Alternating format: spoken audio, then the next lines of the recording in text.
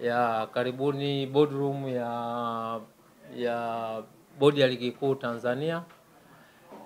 Awali ya yote napenda kuwashukuru kwa commitment yenu. Siku zote nimekuwa nikisema kwamba bodi ya ligi kuu Tanzania miongoni mwa watu ambao ni sehemu ya ukuaji wa bodi, ni sehemu ya ukuaji wa mpira wetu wa miguu, basi ni waandishi wa habari. Na leo mmedhihirisha kwa vitendo. Tangu asubuhi nafikiri saa 2, saa 3 mpaka saa hizi saa 8 na kwenda saa 9 tuko hapa kwa ajili ya kupata briefing.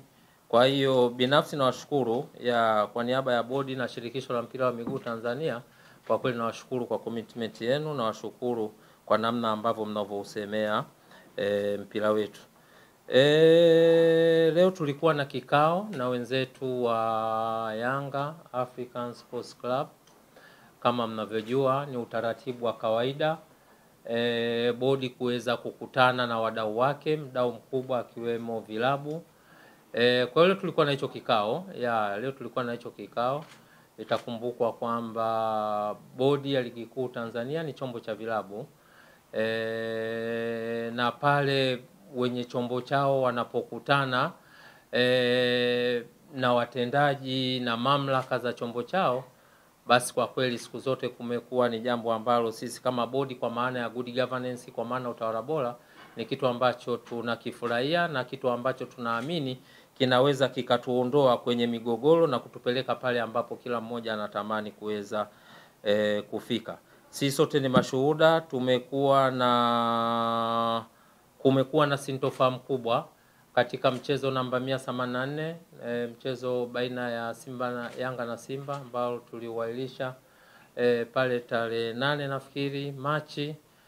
Na tangu tulivyowailisha kumekuwa na mambo mengi yamepita hapa katikati. Mara baada ya kuwailisha tulipokea malalamiko kutoka kwa wenzetu wa Yanga wakijaribu kuomba bodi ya ligi kuu kupitia kamati yake ya usimamizi na uendeshaji iweze kuona namna gani nzuri ambavyo inaweza kuwapatia pointi 3, lakini pia kulikuwa na malalamiko mengine ambayo waliainisha katika barua yao.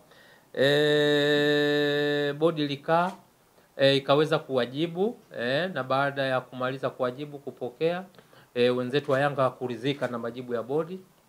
Kwa hiyo ikapelekea kwenda kupeleka malalamiko yao katika chombo cha juu na cha mwisho cha masuala haya ya usuluhishi wa mambo ya michezo, ambacho kimepewa dhamana na shirikisho la mpira wa miguu duniani. Sisi sote ni mashuhuda. Baada ya shauri kupelekwa kasi walikaa wakalifanyia maamuzi, na baada ya kufanyia maamuzi vilabu vyote vilijulishwa, bodi tulijulishwa, shirikisho la mpira wa miguu tulijulishwa, na baada ya kupokea hiyo taarifa tulikuwa na wajibu sasa wa kueleza umma ni kitu gani ambacho wenzetu wa kasi wameweza kuamua. Kwa hiyo baada ya yale maamuzi sisi tuliamini kwamba kila kitu kimefika mwisho, na kwa mujibu wa utaratibu wa masuala ya mpira, kwa mujibu wa kanuni zetu tulizokuwa nazo, zinatambua kwamba pale kunapotokea mgogoro wowote unaohusisha masuala haya ya michezo ya ligi, unaohusisha ligi, basi chombo cha mwisho chenye maamuzi ni kasi. Lakini ukienda kwenye katiba pia shirikisho la mpira wa miguu nayo inatambua hivyo. Ukienda kwenye governing regulation ya bodi ya ligi kuu, ambacho ni chombo cha vilabu, ambapo wenye chombo chao ni vilabu, pia inazungumzia hayo mazingira. Pale itakapotokea sintofahamu, mgogoro wote ambao umetokea katika mchezo wa ligi, basi chombo ambacho kimepewa dhamana cha mwisho kabisa cha kufanya maamuzi kwa mujibu wa katiba ya shirikisho la mpira wa miguu duniani ni FIFA. Lakini pia hata katiba ya vilabu vyenyewe hivi ambavyo vinashiriki ligi zetu zote 3 ambazo tunazosimamia, pamoja na zile ligi za kule chini, kwa maana ligi za wilaya, ligi za mikoa, zote lazima katiba za kila timu lazima ziseme kwamba itakapotokea mgogoro wowote unaohusisha masuala ya michezo, kwa maana ya ligi na vitu vya aina hiyo, basi chombo cha mwisho kitakachokuwa na mandate ya kumaliza huo mgogoro ni kasi. Na unaweza ukaona kwamba sisi tulisimama tukiamini kwamba swala hili limefika kasi, limeisha. Kwa hiyo tuliendelea na utaratibu wetu wa kutangaza ratiba, tukaupangia huo mchezo ratiba namba 184 kwamba utachezwa Juni 15. Lakini bado pia kuliendelea na sintofahamu nyingi, sisi sote ni mashuhuda. Katika busara ya kawaida kama nilivyotangulia kusema kwamba Bodi ya Ligi Kuu Tanzania ni chombo cha vilabu, kwa hiyo kina wajibu pale mwenye chombo chake anapoonyesha kulalamika ama anapoonyesha kuto kutendewa haki, basi tuna wajibu wa kuona namna gani ambaye tunakutana naye, tunazungumza na vitu vya aina hii. Kwa hiyo tosha kusema kwamba katika kutekeleza haya ambayo nimetangulia kuyazungumza, leo tulikuwa na kikao na wenzetu wa Yanga kama ambapo nilivyosema, na msingi wake mkubwa ni kuona namna gani ambavyo tunatoka katika hii sintofahamu iliyojitokeza tangu huo mwezi wa 3. Tumekuwa na kikao kizuri, ni declare interest kwamba tumekuwa na kikao kizuri. Ni aina ya vikao, ni aina ya transparency ambayo kama vyombo, kama bodi, kama vilabu ndio ndio platform pekee kwamba kunatokea tatizo, mnaandikiana barua, mnakutana, mnajadili mambo yenu kwa pamoja, and then mnatengeneza mwelekeo ili muweze kutoka hapo mlipofika.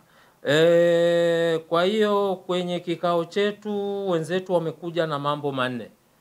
Wenzetu wamekuja na mambo manne ambayo sisi kama bodi, kama secretariat tuna wajibu ya kupokea na kuyachakata.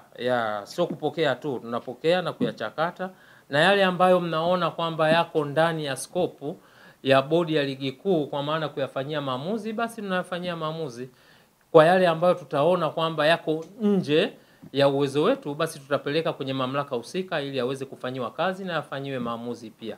Kwa hiyo kwenye mambo manne, jambo la kwanza ambalo tumepokea kutoka kwa wenzetu baada ya majadiliano marefu, azimio la kwanza ni kuvunjwa kwa kamati ya usimamizi na uendeshaji ya Bodi ya Ligi Kuu.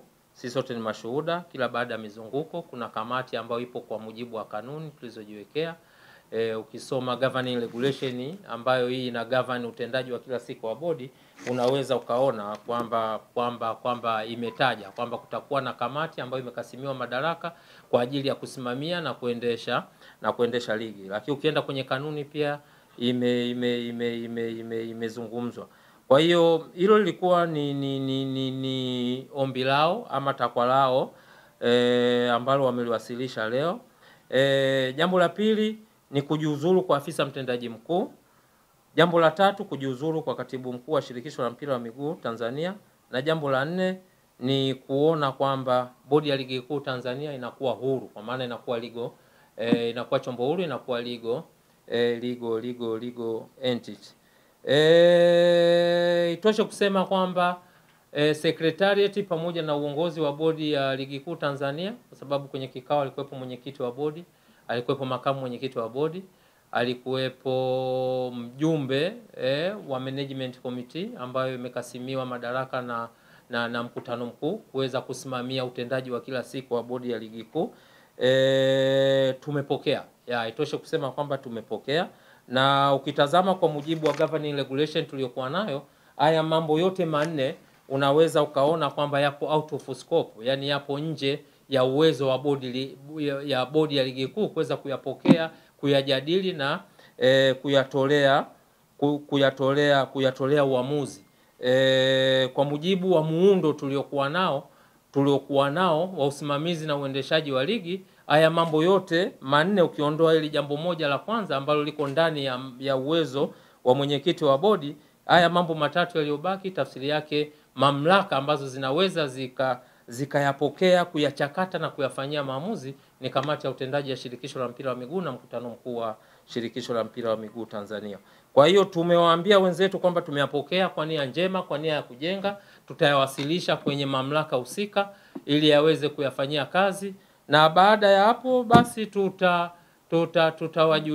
tutawajulisha kama ambavyo tulivyokutana leo na kujadili mambo yetu ya msingi. Kwa hiyo kwa ufupi sana hayo ndio mambo ambayo tuliyajadili leo, na kama nilivyotangulia kusema kwamba sisi kwa haya walioyaleta, wajibu wetu ni kuyapokea. Tukiyapokea kwa sababu hatuna mandate nayo, yako nje ya uwezo wetu.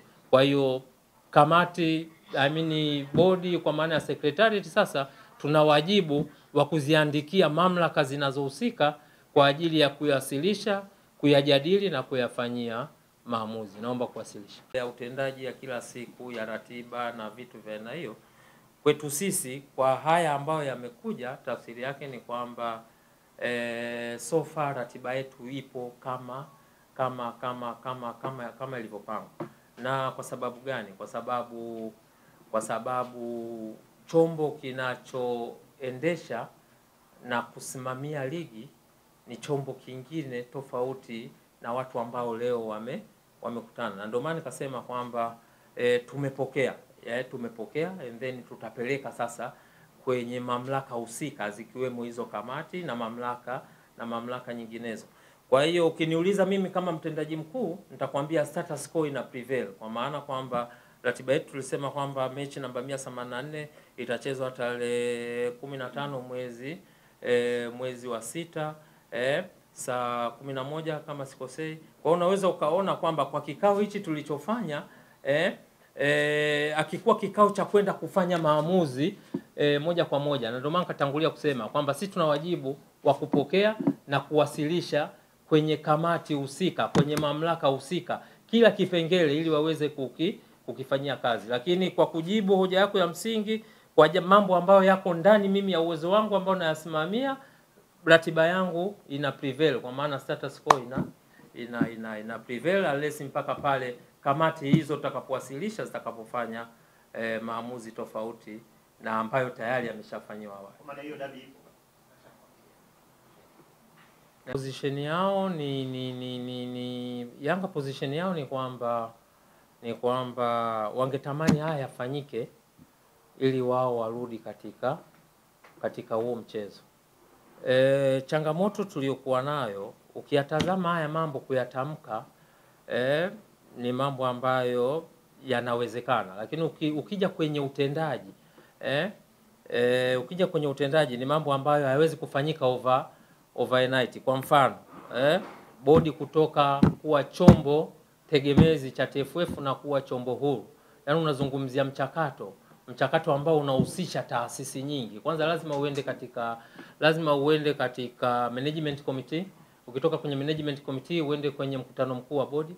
Ukitoka kwenye mkutano mkuu wa bodi iende kwenye kamati ya utendaji ya shirikisho la mpira wa miguu. Ikitoka kwenye kamati ya utendaji ya shirikisho la mpira wa miguu iende kwenye mkutano mkuu wa shirikisho la mpira wa miguu Tanzania. Kwa hiyo unaweza ukaona yes, linawezekana, lakini linahitaji muda fulani hivi ili liweze kutokea. Na ndio maana nikasema kwamba ukiyatazama haya maazimio mengi yako nje ya mamlaka ama mandate ya bodi ya ligi kuu Tanzania. Lazima tuyafikishe kule ambapo yanapaswa kuweza kufika, kuchakatwa, kujadiliwa and then kufanyiwa maamuzi. Kwa hiyo nafikiri nitakuwa nimekujibu vizuri.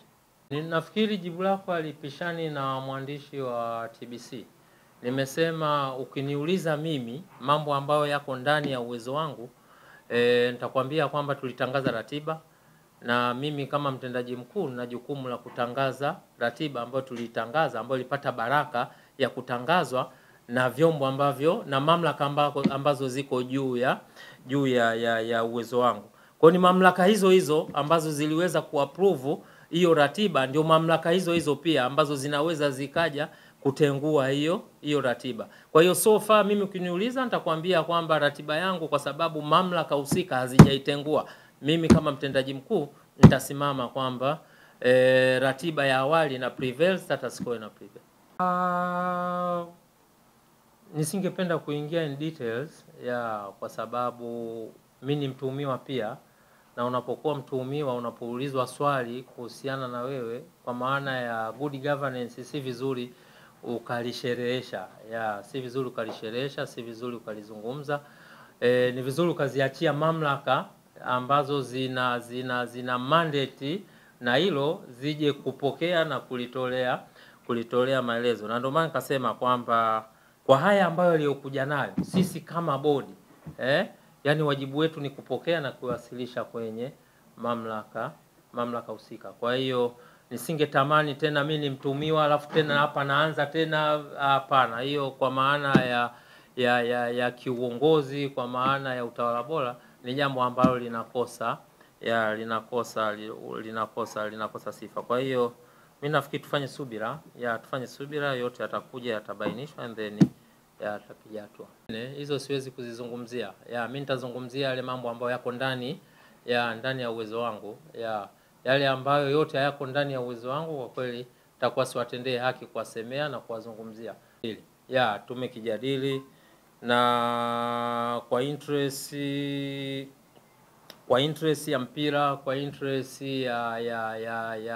ya nchi, kwa kweli tusingependa kukizungumza, na tumezungumza bayana kabisa na ni imani yangu wenzetu wameridhika kwamba taarifa ya kiuchunguzi ziko mamlaka za nchi ambazo kwa mujibu wa sheria na kwa mujibu wa utaratibu za nchi wamepewa hiyo dhamana. Wapo wenzetu wa TAKUKURU na viko vyombo vingine vya ulinzi na usalama ambayo wana jukumu hilo la msingi la kufanya masuala hayo ya kiuchunguzi katika level kubwa zaidi lakini tupo sisi pia kwa maana ya bodi, kwa maana ya shirikisho la mpira wa miguu kupitia kamati zetu tunafanya hayo mambo ya kiuchunguzi katika level hiyo ambayo sisi tumekasimiwa kuweza kufanya. Kwa hiyo bahati nzuri tumeliweka wazi yale ya kwetu, tumewaambia yale ambayo mamlaka za nchi wanaendelea nayo pia tumewaambia. Kwa hiyo ukiniuliza sasa hivi nitakwambia kwa interest za mpira wetu, kwa interest za nchi siwezi kulizungumzia kwa sababu ni swala mtambuka, ni swala ambalo limegusa sehemu tofauti. Kwa hiyo kwa mamlaka sisi tuliopewa, kuna vitu ambavyo kiukweli kabisa hatuwezi tukavizungumza public. Kwa hiyo unless otherwise, labda wenye mamlaka ambao wamepewa kikatiba, kinchi na vitu vya. Kwa hiyo hilo ilikuwa ni sehemu ya agenda, tumelizungumza na ni imani yangu kwa jinsi mjadala ulivyokuwa wameelewa na wameridhika kwa kile ambacho tulichoeleza kuhusiana na swala hilo la kiuchunguzi.